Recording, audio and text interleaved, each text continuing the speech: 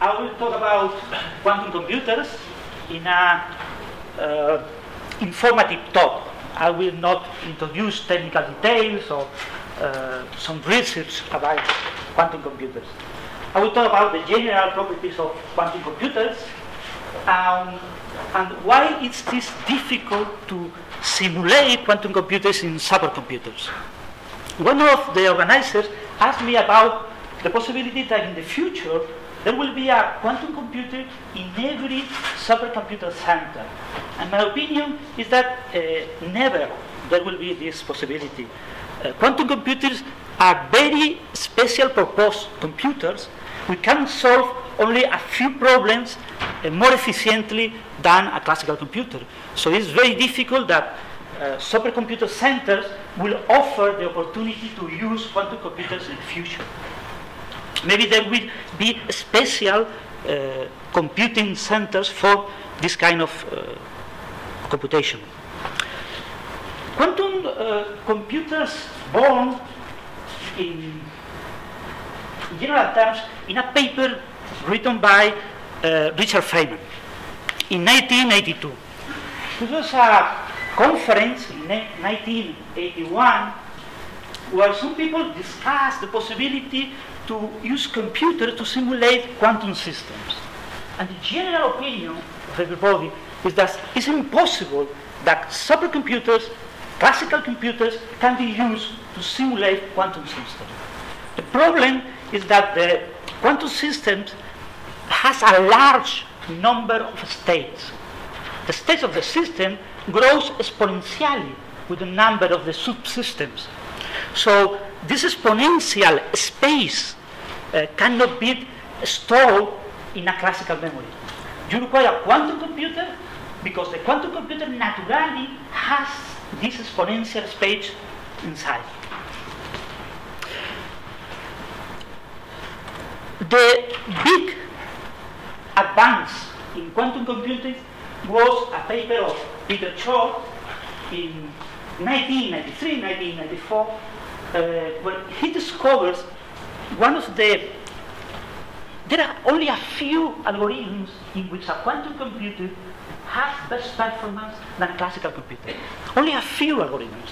And the most interesting of these algorithms is the integral factoring algorithm developed by Peter Shor.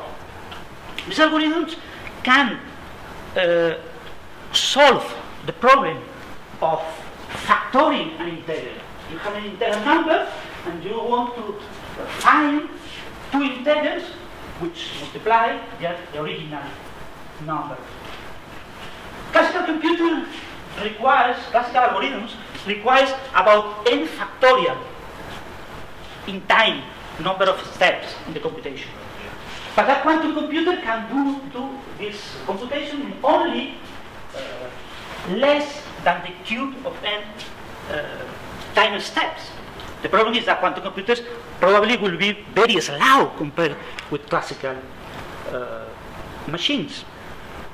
This is a very interesting topic from the point of view of mathematics, from the point of view of basic research, but in practice this is not very interesting because in order to solve the factorization of numbers that are interesting in applications, you require a large number of bits. But in any case, in general terms, if you use a classical computer, you easily require a large number of years in order to solve the factoring problem. With a quantum computer, this can be reduced to only a few minutes. Obviously, if there exists enough speed computer. The problem is that this in principle is very good, but in practice you require a large number of redundancy in the quantum computation. So you not only need the qubits required by the Peter Shor algorithm, you also have to introduce 2-3 times qubits, additional qubits, which are not computational qubits, in order to avoid the problems of errors introduced by the computational effects of the quantum computer. The record in using the Peter-Shor algorithm is 15 equal to 3 by 5. Obviously, it's a very small number. This is the record with this algorithm. This algorithm is based in a quantum version of fast Fourier transform.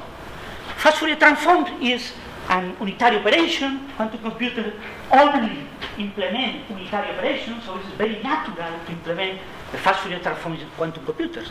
The problem is that the qubits, the entanglement between qubits, the quantum effects between the qubits and the computation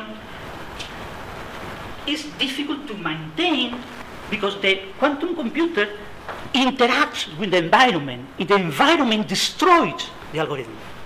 So it's very difficult to use a large number of qubits. This factorization was done with 7 qubits. For example, recently, an implementation in a photonic chip has achieved exactly the same record, to factor 15. It's an implementation in chip. It's very promising, but it's very difficult to grow the number of qubits.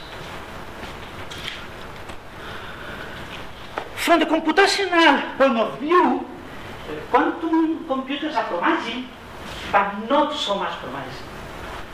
The real problems for current supercomputers are NP-hard, NP-complete problems. The quantum computers can solve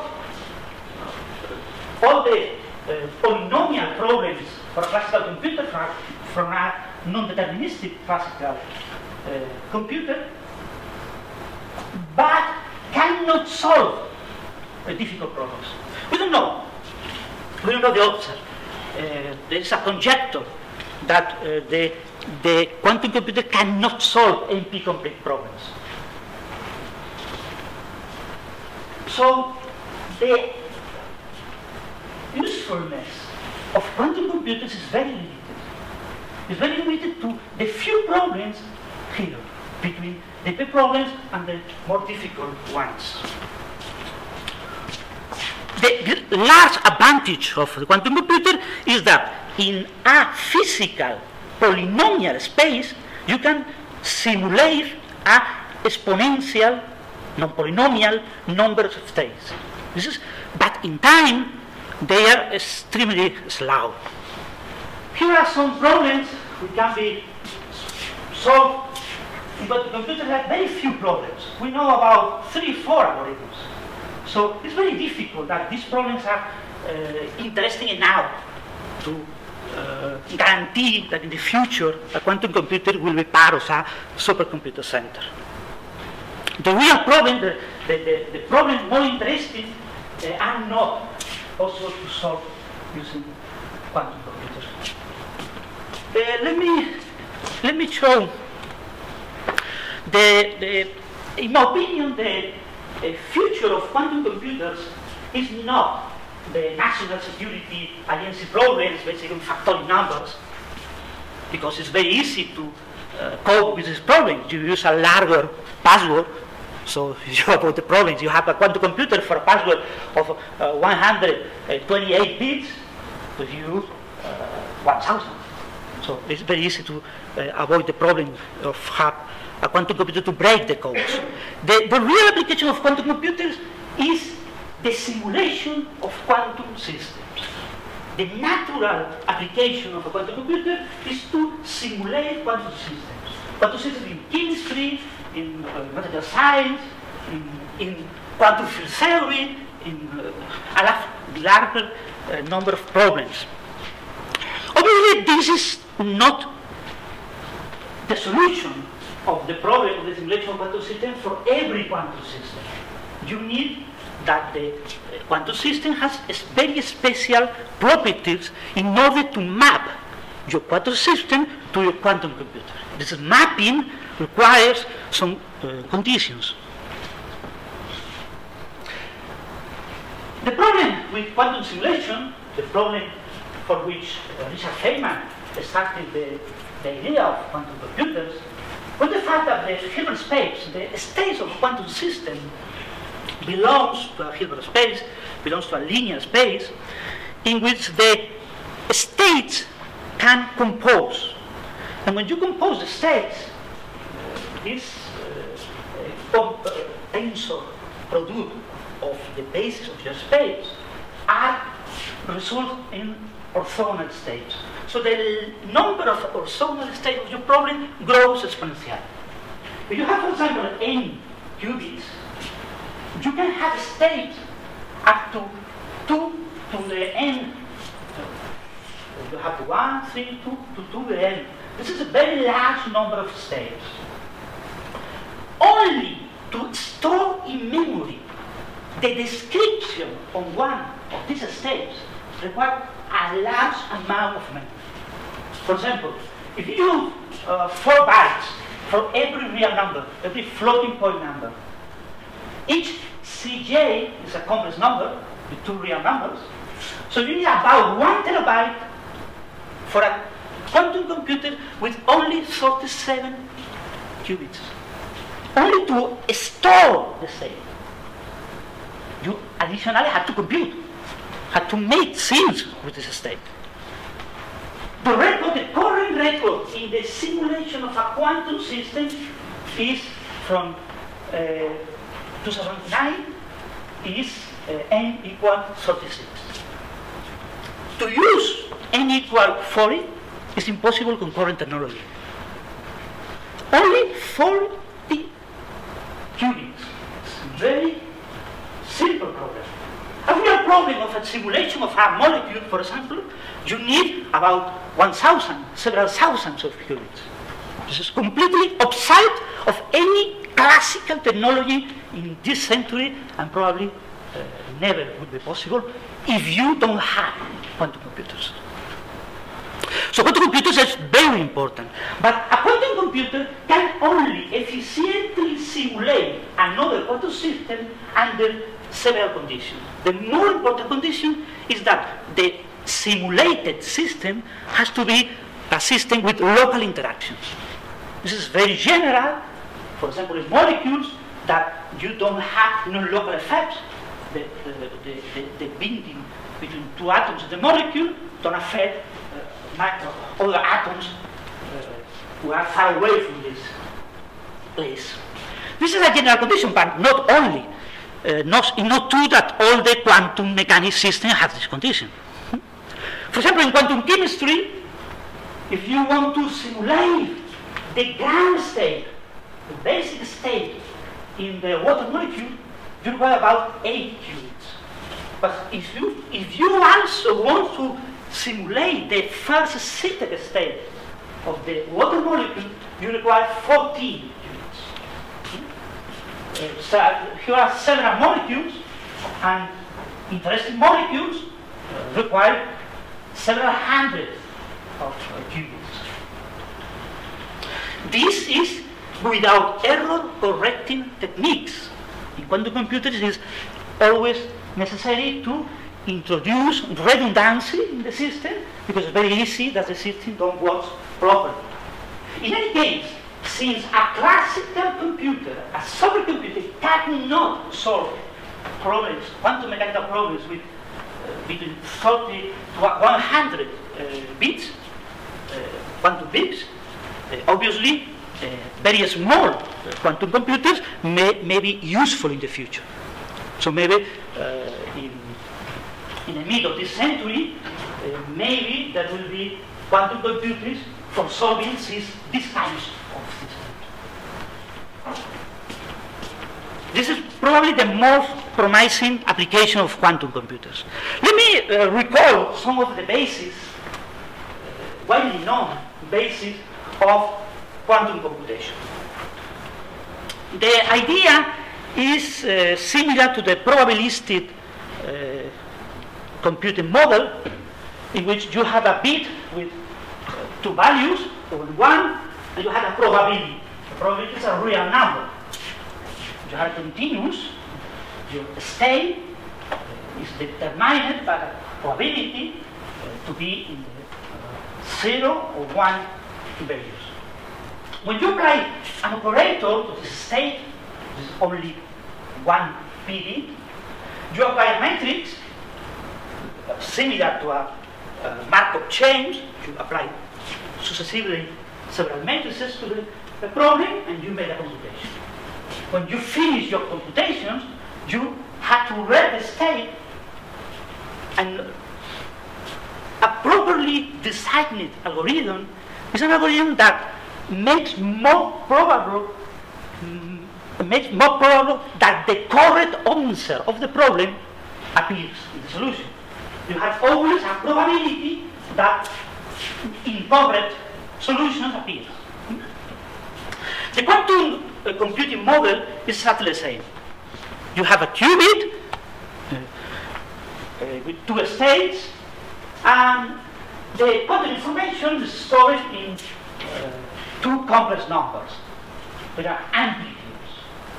Your operators are unitary matrices that apply to every qubit, and when you want to obtain the result of the computation, you have to make a result. And so means yes, with a probability every possible result of the computation. A well-designed algorithm is an algorithm that makes more probable to obtain the correct answer to your problem in the final stage to be measured. Always there will be some kind of error, and you have to repeat several times your computation in order to guarantee that the probability of the correct result increases. Qubits require two real numbers. The block field is possible to factorize a phase and an amplitude in your description. In the previous slide, you have alpha and beta, two complex numbers. Then it's only necessary to store two numbers, two phases. This is the block field, state. In nature, the quantum state, the state of the quantum system evolves continuously following the Schrödinger equation. In quantum computing, usually you consider the states after the application of some unitary matrices, unitary operators. You have some quantum gates, you apply your gates to your qubit record, and you obtain a result. Usually is not studied the evolution in time of the states. So here the key property is that the unitary operator, the gate, applies simultaneously to all the possible states. So you don't know, in a classical computer you have to apply the operator to every one of these states. If you have a large number of states, an exponential number, you require an exponential number of operations. Here, the quantum, the qubit record allows you to apply only one operation to every possible state of the system. The idea is that in quantum computers, the states of each individual qubit can be in a special state referred to as superposition, a quantum superposition. Can be entangled, can be joined thanks to the rules, to the laws of the quantum physics, and you can obtain, if you have two qubits, you have four independent steps, a completely independent steps.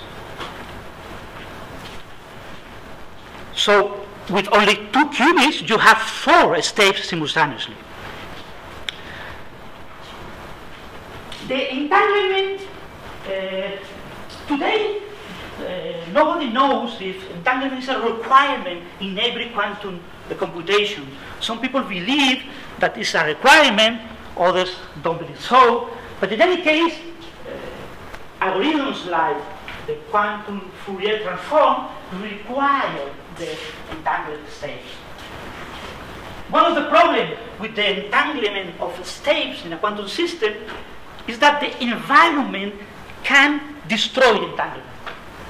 So can destroy your computation is basic in this kind of physical situation.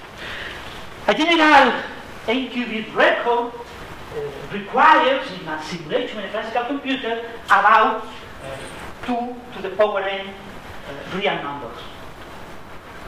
If you apply a computation to this state, quantum state, you simultaneously is applied to every possible state.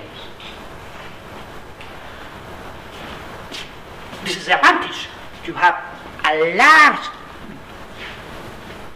state space, you have a large memory. In this case, you have 4 states, you have 2 to the power of n states, but using physically only n physical systems, representing every qubit. The observation of the result of the computation requires a measurement. The measurement, quantum measurement destroys the state. When you read the result of the computation, you destroy your superposition of multiple states and obtain a new quantum system with only one state. Today it's possible to partially measure the system, to measure only some qubits without affecting the other ones. But in any case, this is one of the problems of quantum computation. The environment can measure your system, destroying your superposition. Always you have a probability of the result. The quantum algorithms are probabilistic algorithms. You take a result with a probability of the result. If you don't repeat the algorithm a large number of times, you cannot guarantee that your probabilistic distribution makes more probable the correct answer to your problem. And sometimes in quantum computing, you can verify in polynomial time if the solution obtained by the quantum computer is correct. So you can apply the quantum computer, obtain a result, verify the result. If it's the correct answer, you don't make any further computation. If not, you have to repeat the procedure. Usually, quantum computers are represented as quantum circuits. You use gates, small elements, we make very simple computations in qubits, 1 qubit, 2 qubits, 3 qubits, and you join these small gates in order to construct a larger circuit. The easiest gate is NOT gate. Quantum computers are reversible computers. Classical computers are not. You have to introduce further logic in your classical computer in order to guarantee that from the output you can reconstruct the initial state. In a classical computer, you can destroy information. You can put information in an algorithm, and you can destroy this information. It is impossible to recover the information from the output. In quantum computers, it is impossible. Always, the output made possible to reconstruct the result. The output without measurement. When you measure the system, you destroy the state. This is a simple implementation. For qubits, every unitary operations can be constructed using these matrices, Pauli matrices. This is very easy from the mathematical point of view to develop new gates. A very useful gate is the control NOT gate. This is a XOR, exclusive OR operation of a qubit. If the control bit has a 0, you copy the other qubit, and if the control bit of the control qubit is 1, you apply a NOT gate. There are a large number of quantum gates. With the controlled NOT and the Hadamard matrix and the fast shift gate, you can obtain a set of universal quantum gates. It's very easy with only these operations to construct large quantum algorithms. The Hadamard matrix operation is similar to the square root of naught, because when you apply this operation to this state, and you apply 2 times this operation, you recover the original state. H to the square is equal to 1. Yes. The big problem for quantum computers is the coherence, the environment. You can isolate your quantum system from the rest of the universe. Locally, your quantum system interacts with the environment, and this can destroy your entanglement, your superposition of states in your problem. This is a very big problem because the coherence, we don't have good mathematical, physical models of the coherence. So today, nobody knows if some states are more robust against the coherence, or so we cannot construct the quantum algorithms using these special states. Some people believe so, but there is no proof. Current quantum computers are very small. This is a 4-qubit quantum computers, only 4 qubits. These are discrete supercomputers, an implementation using superconductors technology. In the press, you probably have listened about a company, the Wave, a Canadian company, who's claiming that they sell a commercial quantum computer.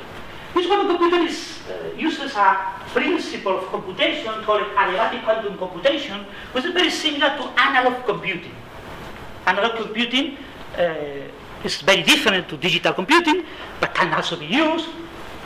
The problem with this system is that there is no proof that the big computers, they have a 128 qubit computer, if they truly are quantum. The system is very, very slow. So it's very difficult to verify without a rigorous mathematical modeling. And 128 is extremely large to the bigger supercomputers today. So it's impossible to check using supercomputers that the system is properly working. The record using analog computing, analog quantum computing, has been obtained 2 years ago using quantum annealing. This is similar to stimulated annealing, and they used 28 computational qubits. This is a kind of quantum computers in which you connect some qubits, and these connections define the algorithm. It's a manual connection. It's very difficult to program this kind of system, and comparatively it's very slow. About 300 milliseconds to obtain a very simple number. The Ramsey number R82 is very simple. If you require, these people have required 84 qubits. The difference between the both numbers is the error correcting qubits. You have to introduce redundancy, additional qubits, in order to obtain a good computation. And that's all. I expect you don't worry with my talk. Thank you for your attention.